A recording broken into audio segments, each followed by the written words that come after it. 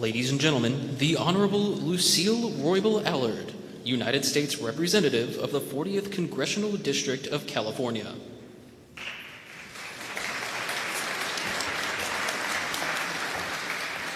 Good afternoon. Let me begin by extending my most sincere thanks to Speaker Nancy Pelosi, the most incredible speaker our country has ever had, for the opportunity to say a few words at the unveiling of her portrait.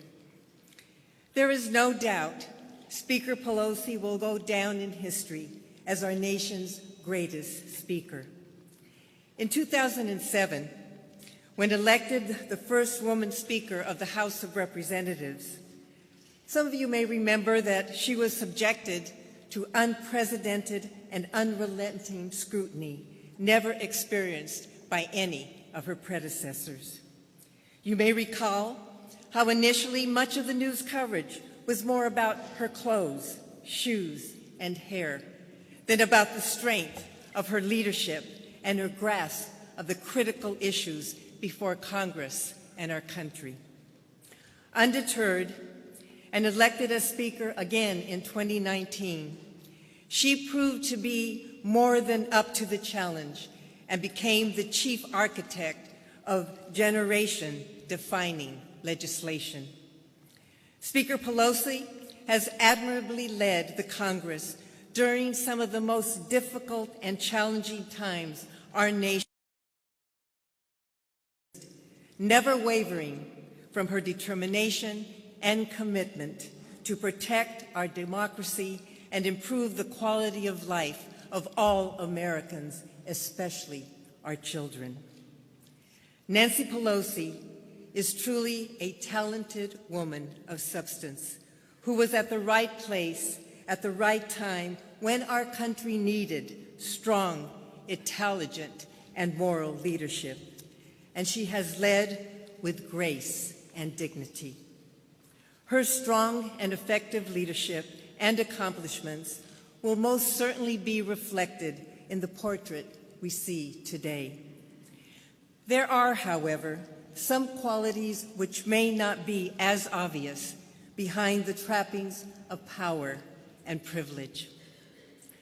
30 years ago, as I was getting ready to come to D.C. to begin my first term in Congress, I expressed to my father my concern that in the very early days of the session, I would have to vote or take positions on issues I may not have the opportunity to fully understand.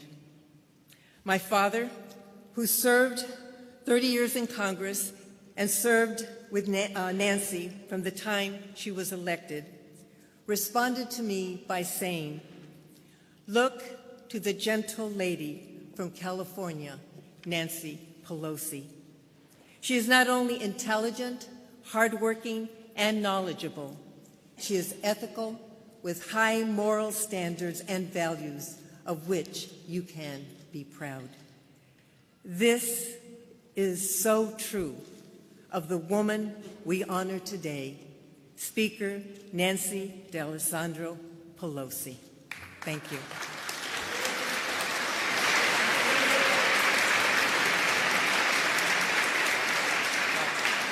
Ladies and gentlemen, the Honorable John A. Boehner, 53rd Speaker of the United States House of Representatives.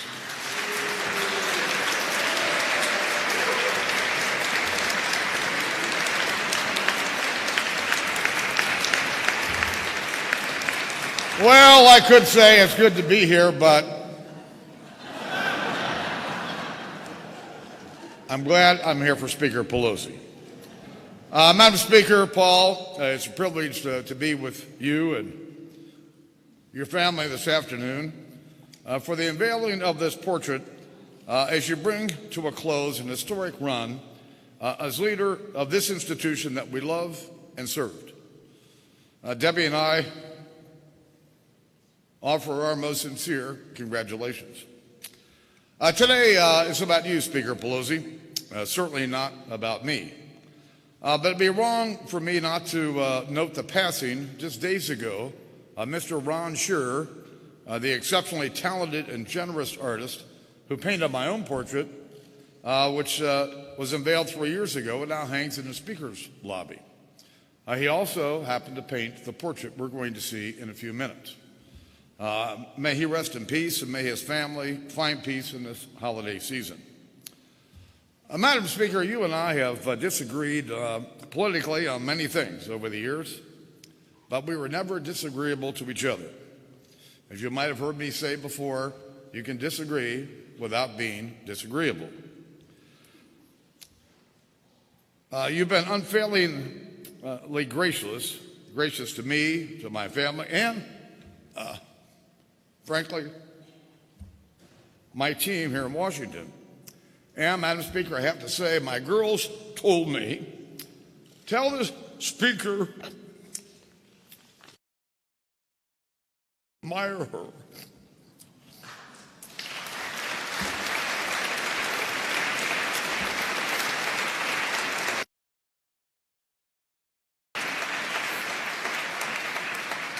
So if you couldn't tell, my girls are Democrats.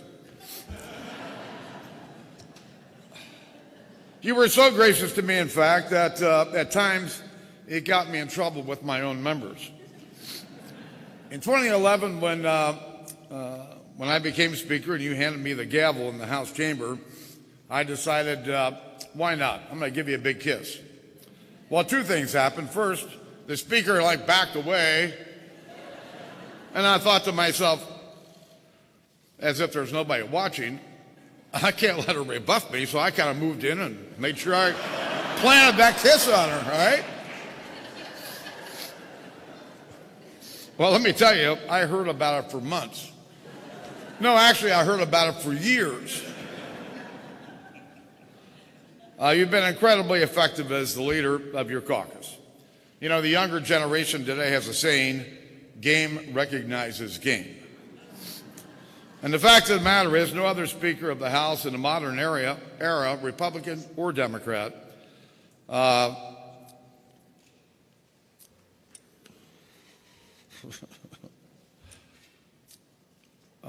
has wielded the gavel with such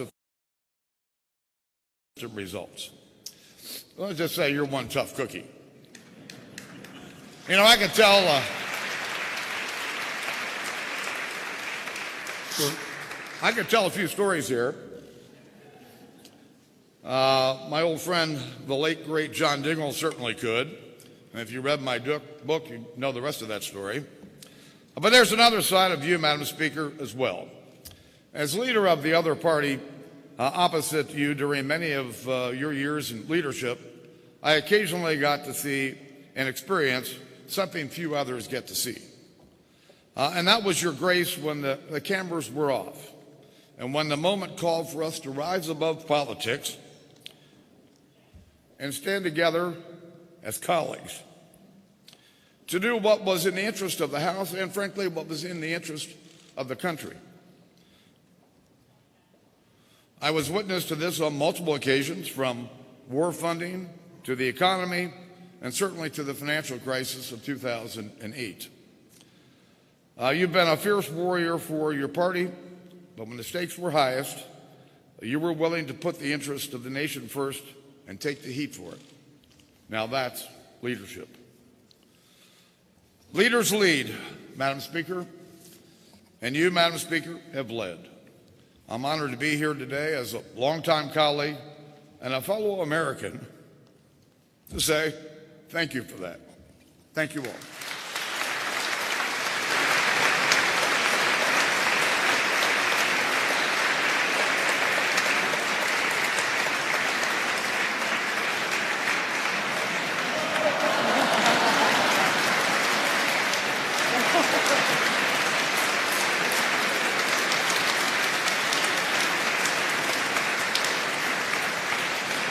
Ladies and gentlemen, Miss Denise Graves, accompanied by Miss Laura Ward.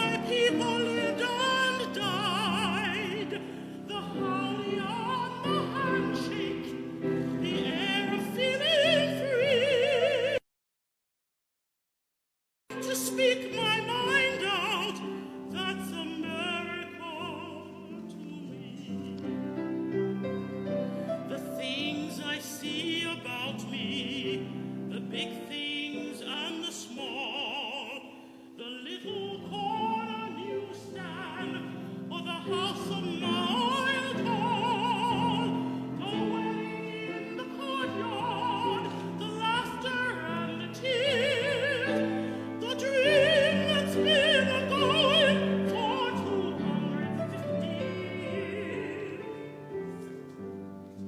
The town I live in, the moments in this place, the dreams that we've been making that've been somehow filled with grace. The church, the school, the courthouse, the million lights I see, but especially the people. That's America to me.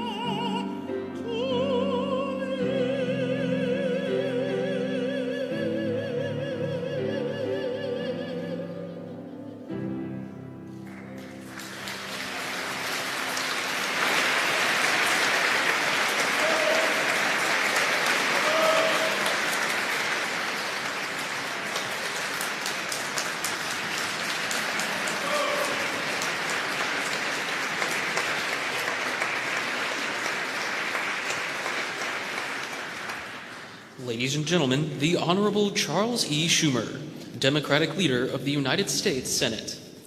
First, Miss Graves, that was so beautiful.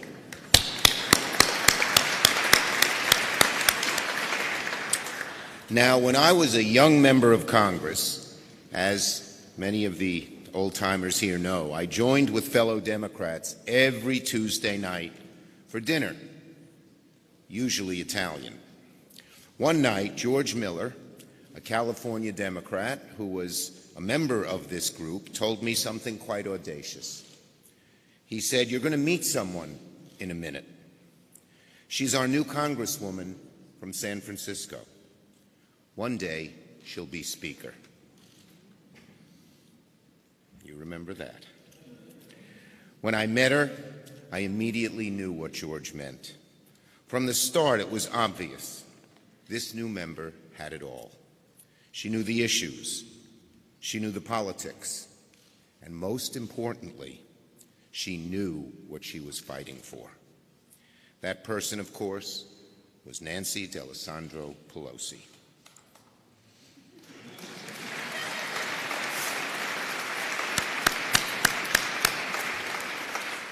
Today it is my honor, my bittersweet honor, to join with congressional leaders to unveil the official portrait of Speaker Pelosi, the proud daughter of Baltimore, the distinguished representative from California, the first woman to serve as Speaker of the House. For a century and a half, the lobby next to the House chamber has been adorned with portraits of speakers past. Sam Rayburn, Tip O'Neill, John Boehner, of course. And today, the portraits of these men will be forever joined by the likeness of another speaker, a Madam Speaker.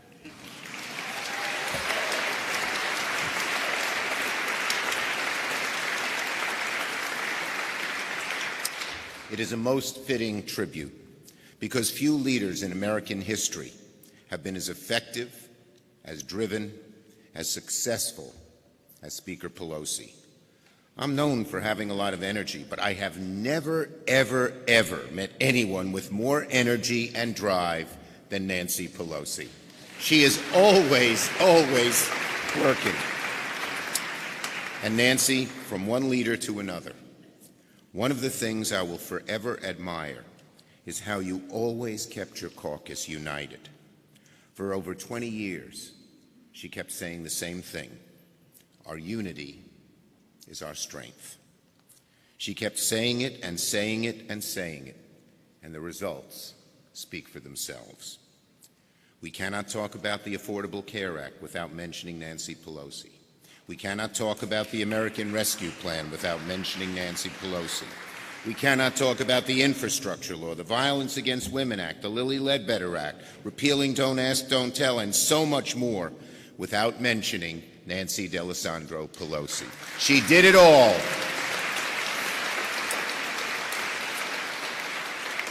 And yet, for all her successes, I learned that Speaker Pelosi is at her best during the hardest moments, none harder than January 6th. In the face of insurrection, there was Nancy with us in the safe room, unshaken, calm, determined to secure the building and keep democracy going. As hard as January 6th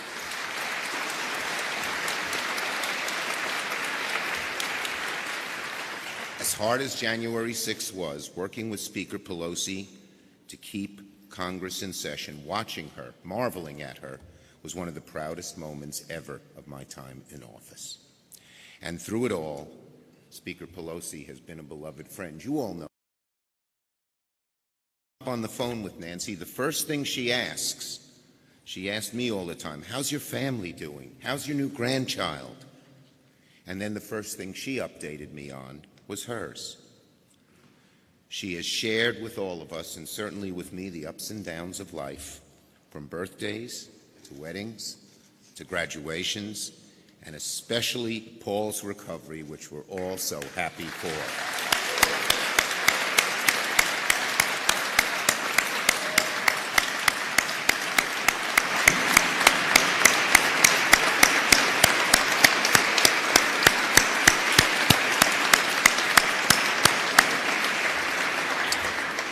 So we all know Nancy's a masterful legislator, but we all know something else, an even more wonderful human being.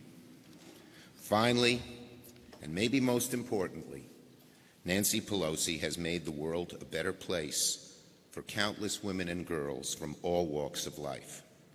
Somewhere out there, a future Madam Speaker awaits her chance to make a difference. And when that day comes, she will be standing on my friend Nancy Pelosi's shoulders. Thanks to Nancy Pelosi, young women across the country today and for generations to come won't have to wonder if they too can dream big, go far, and do their part to make the world a better place. So thank you, Nancy. Thank you for your leadership. Thank you for your friendship. It's truly an honor of a lifetime to work with you.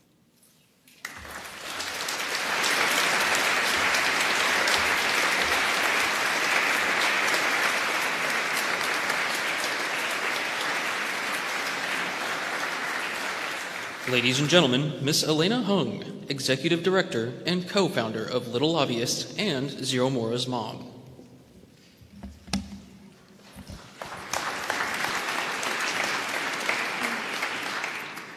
Madam Speaker, members of Congress, distinguished guests, and friends watching on the live stream, it is my great honor to join you today.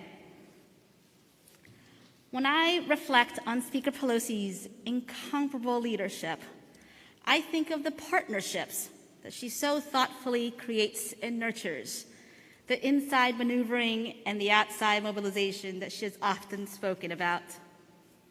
Partnership between those who are most directly affected by the laws passed in this building and the members of Congress who draft and vote on them. Partnership between families like mine who share our personal stories to put a face on the policies, and the most powerful woman in the history of the United States Congress who chose to listen and uplift those stories. Partnership like that is how I, an immigrant mother of a disabled child, am here speaking before you now. Partnership like that is what makes it possible to pass and defend life-changing, history-making legislation like the Patient Protection and Affordable Care Act.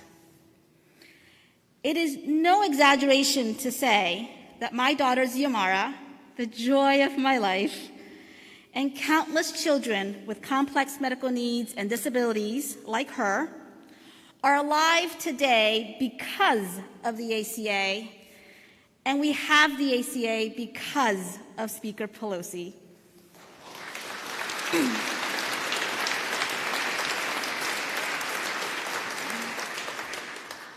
I often think of all the babies like Xiomara, whose 5 months in the neonatal intensive care unit totaled $3 million in medical bills, who now have a chance at childhood because the ACA banned lifetime limits on their care. Xiomara is 8 years old now. That's 8 birthdays that were never promised to a medically complex child like her. And as we await Xiomara's next life-saving surgery, I am comforted knowing that she has the health care she needs thanks to the protections of the ACA.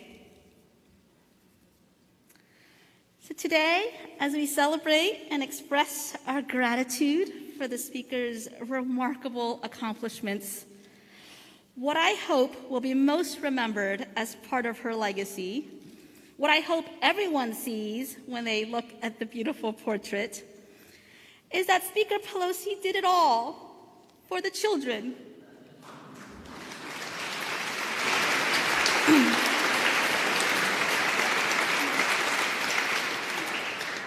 By working together in partnership, inside and outside, we are able to celebrate more birthdays with our children and build a better world that is worthy of them.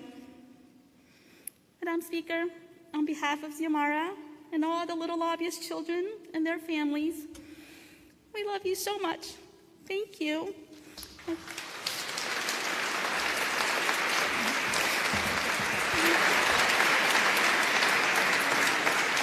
Xiomara has been wonderful to say thank you.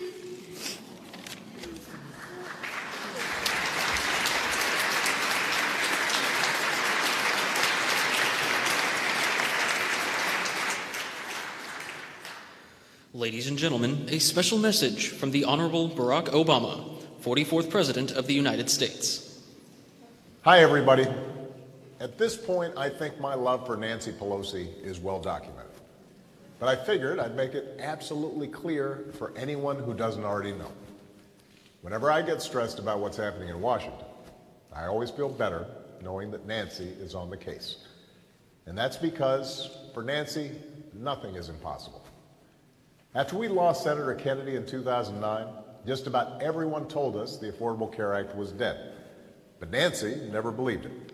She would always say, if the gate is closed, we'll push it open. If the gate's locked, we'll pole vault over it. If that doesn't work, we'll parachute in. Just about the only thing she wasn't willing to do was give up. And like always, she got it done.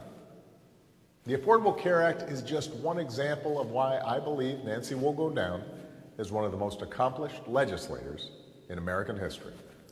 She helped rescue the economy not once, but twice. She helped make historic investments in the fight against climate change. Just last week, she helped keep marriage equality the law of the land. And even after insurrectionists literally broke into her office, she never stopped defending democracy here at home and around the world. Nancy has also inspired a generation of women to run, win, and lead because they've seen her, what someone like her and someone like them can do. On a personal note, Nancy, I will always be grateful for our friendship, forged in tough battles and, I guess by you, fortified by dark chocolate. And while you won't be in leadership anymore, I'll still feel better knowing that your portrait will be looking down from these walls, reminding everyone who sees it to keep up the fight. Thank you for everything. Thank you for being wonderful. And congratulations again on a job well done. Hi, everybody. Ladies and gentlemen, the Honorable Zoe Lofgren. Well, now is the moment we've been waiting for, where Nancy, our wonderful speaker, friend, and leader, will, joined by her family, unveil this beautiful portrait.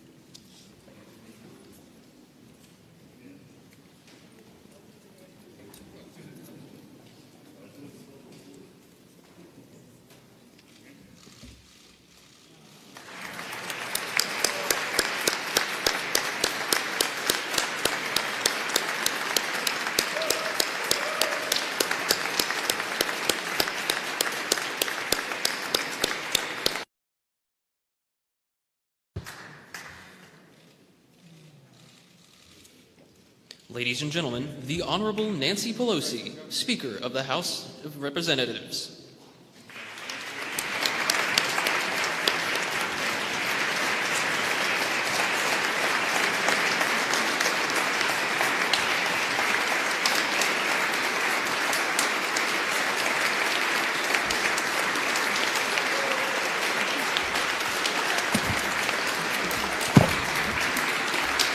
Thank you all.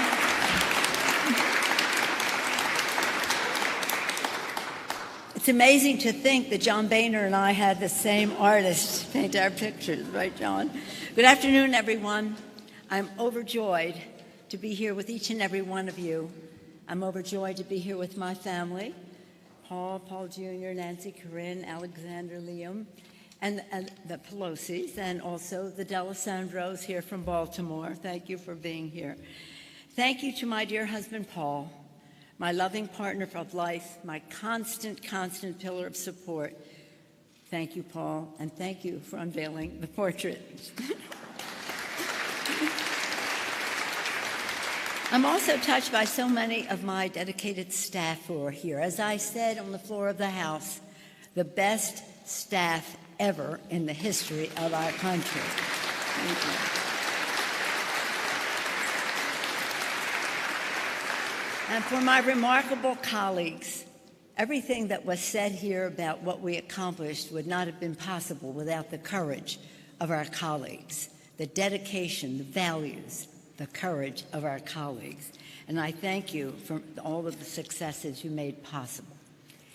This program was wonderful to me. It was like seeing a story of my political life revealed in front of me, not in terms of believing all of the accolades, but in identifying with the persons who were presenting.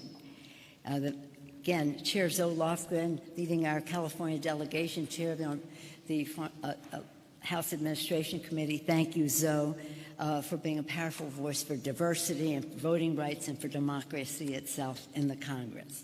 Congresswoman Lucille Roybal, like a sister to me. I served with her father, Eddie Roybal, as did Steny. We served with Eddie. He came to Congress on a path that he blazed, working with the farm workers that he helped organize.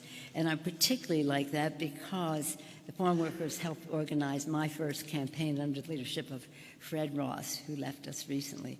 Lucille, in your own right, you made your mark in Congress, the godmother of the DREAM Act, and one who taught us every day that newcomers to America were the constant reinvigoration of America. Thank you, Lucille. I'm grateful to Denise Graves. Wasn't she wonderful? Isn't she wonderful? As I'm sitting there hearing her sing, I'm thinking back, my first swearing in as a leader was as whip a long time ago, 2002. Denise Graves sang that day as well. And so here she is again. Thank you so much. So beautiful. You've taught us in a moving way what America is to me. My favorite verse, the children in the playground, the faces that I see, all races and religions, that's America to me. Thank you, Denise Graves. Leader Schumer. George Miller told me the same thing about you. But he had it in a different house. And don't we miss him? I'm honored that you are here as leader of the Senate and to welcome you back to the House where we got you ready for all of that leadership.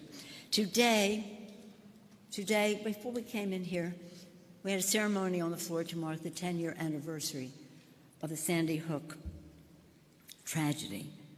I want to recognize you today for the work that you did in the House. He was our leader in passing the Brady Bill in the House of Representatives. We would not have been able to. I was like a munchkin, just go do this, go do that, but Chuck Schumer was in charge. And he really taught us how to lead and how to win. And in addition to that, our bicameral partnership of the American Rescue Package, Infrastructure Bill, PACT Act for our veterans, and thank you, Mr. Secretary, for being with us, McDonough, the CHIPS and Science Act, the Inflation Reduction Act, and just yesterday, signed by the President, the Respect for Marriage Act. Thank you so much for your leadership. Chuck Schumer made was responsible for so much of that to happen. We trained him well in the House. Elena Hung is the personification of outside mobilization. I say it all the time, our inside maneuvering can just take us so far. Unless the outside weighs in, we cannot have our best product. When her little girl, Xiomara, had her challenges, she said, I'm going to give voice to this. They started Little Lobbyists and made so much difference in protecting the Affordable Care Act. Thank you, Elena, for joining us today. And thank you, Xiomara. How about John Boehner? Wasn't that something? I'm telling you. I would have been a little disappointed if he did not get emotional. As he said so well, and I totally agree, we had our disagreements along the way, but we were not disagreeable to each other. That we tried very hard to bring people together. Many different issues that were our challenges at the time. My biggest challenge, which I failed in, was to get him to stop smoking. And he's still there, right? So thank you for honoring us with your presence today. It means a great deal to me. He gave me the gavel. I gave him the gavel. I was present at his unveiling, and he's here today. And more important than that, Debbie is here today. Paul and I love that you're here, Debbie. Thank you so much. And President Obama, what an honor, what a total honor for me that he sent this message today. He taught us about the audacity to hope that makes a difference in America. I saw firsthand his inspirational leadership, knowing every detail and every possibility to expand quality, affordable health care. It simply would not have happened without him. That goes without saying almost. I also saw him firsthand up close rally the world at COP15 in Copenhagen early on, making a big difference. And you know, Madam Secretary of the Interior, what a difference he made from outside the Congress, but now with that full appreciation. And he then took that on to the Paris COP and made a tremendous difference that we are advancing now. So today, he and Michelle continue to lift up the next generation of leaders, investing in the future, giving them hope and confidence to make a difference. He was always about the future when he had the courage to run, as he served and led, and now investing in the future. Thank you, President Obama, for that beautiful, beautiful statement. In a moment, you'll hear from Father Privet, my dear friend. As you know, my public service is based on my faith, springs from my faith. I'll never forget the prayer that Father Privet delivered on the floor during my swearing in as speaker in 2007, and it's so special that you're with us today. Thank you, Father Privet, for that. So when I came to Congress all those years ago, George Miller introduced me to his friends. My slogan at the time for the campaign was, "A voice that will be heard." A voice that will be heard. That was the slogan. And little did I know that it would be one culminating in my being the Speaker of the House of Representatives. Never thought that. And I'm honored to play this role in forging what we consider historic progress for our nation. Again, it would not happen without the courage, values, and knowledge and inspiration of our colleagues. I thank all of you for being here today. We're going to have some time to get together when we leave here, but in the meantime, I just want to share some other thoughts with you. We're in Statuary Hall, and everyone who knows, every time I speak in Statuary Hall, I call to people's attention the goddess of history, the muse of history, Cleo. Cleo records all that she observes. And I keep saying to the members, Cleo is writing down in the book what, Mr. Leader, you've heard, Kevin, you've heard this so many times here. And my colleagues, I'm confident that she will look favorably upon our achievements. We've also sought common ground where we could. We have that responsibility. Bipartisanship, transparency, accountability, where we can. As Lincoln taught us, we must always seek to swell the chorus of the Union when again touched, as surely we will be, by the better angels of our nature. Thank you, Mr. Speaker, for mentioning Ron Scherer, the artist. I want to join you in extending sympathy to his family. Imagine that 1 week ago, he left 1 week before this. He had a gift of capturing the intricate details of the House chamber and breathing life into an historic moment. Again, as was mentioned, this painting will stand out as a woman in that speaker's lobby. I'm really honored. My members had the courage to elect a woman speaker. That is not without courage.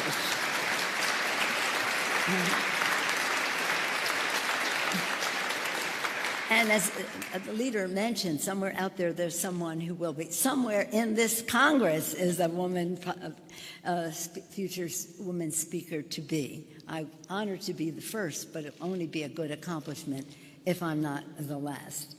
And again, with so many values, so much commitment for the common good, I know that will be sooner rather than later.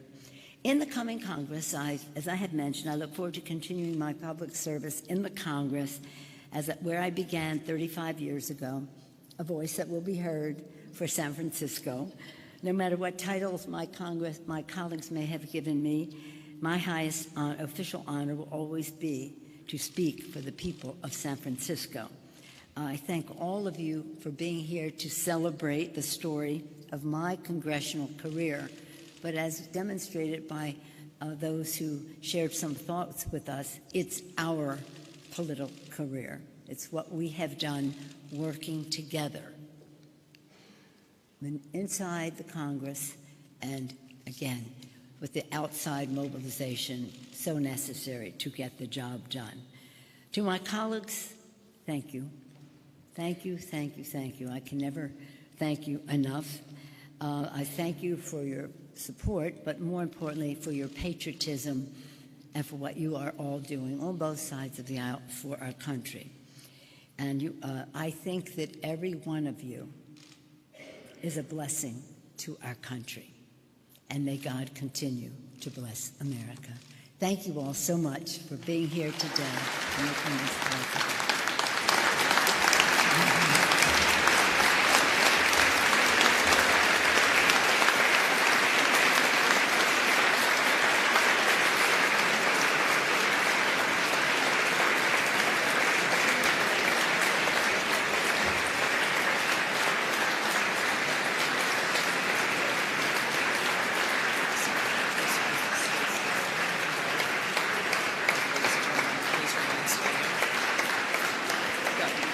Ladies and gentlemen, please remain standing for the blessing offered by Reverend Stephen A. Privet.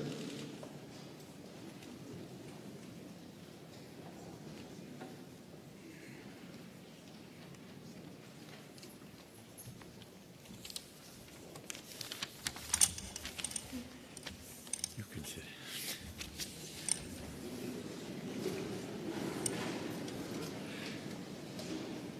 As we gather in this pantheon of great Americans, we realize that Speaker Pelosi's legacy is not the painting that we unveiled today.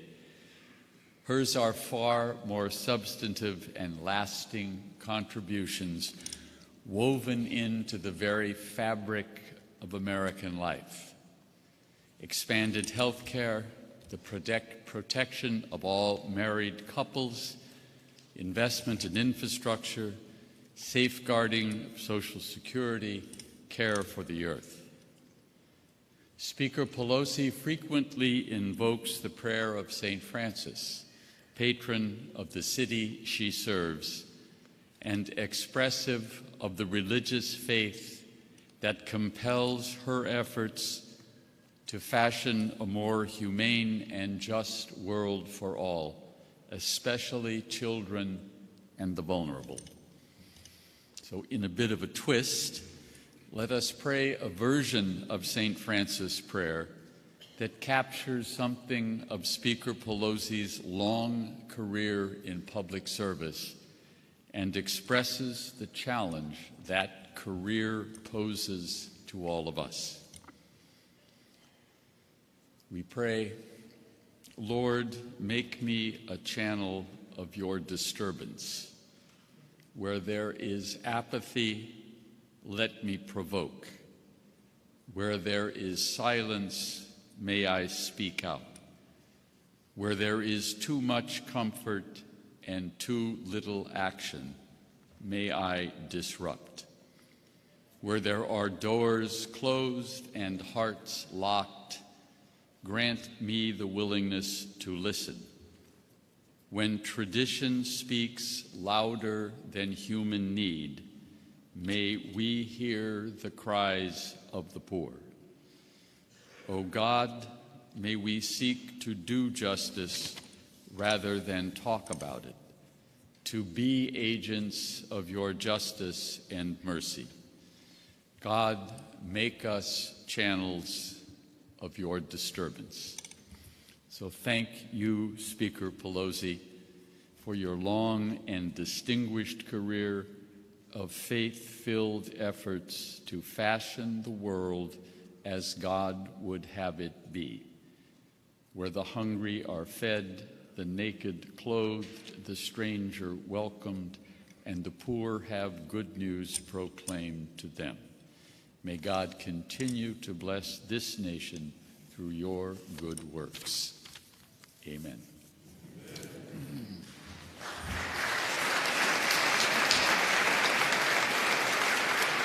Ladies and gentlemen, please remain in your seats for the departure of the official party. On behalf of the Speaker, you are invited to join the reception in the Speaker Nancy Pelosi Caucus Room in the Cannon House Office Building, room 390.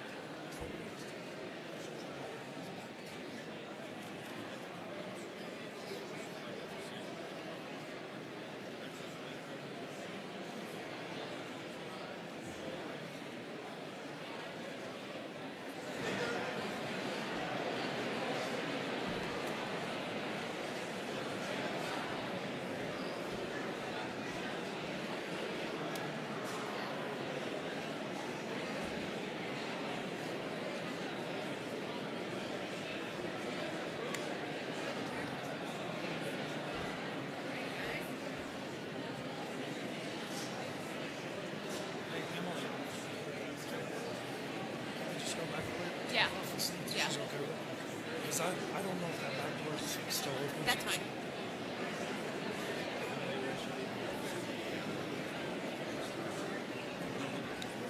Try, This is sometimes the safest place. try to go that way, guys. Oh, Melina.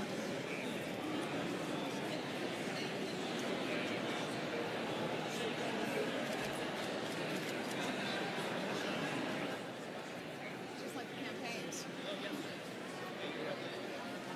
It's like somehow messier. It is somehow messier indeed.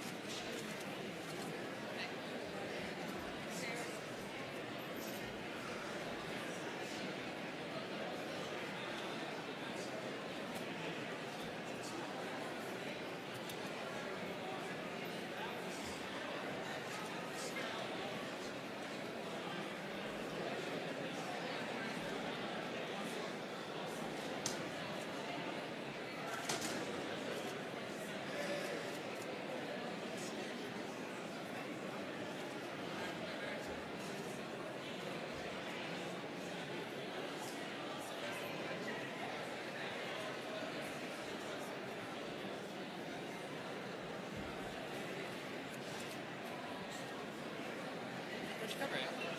Where'd you cover it? Oh, I didn't know it was. Drew did it.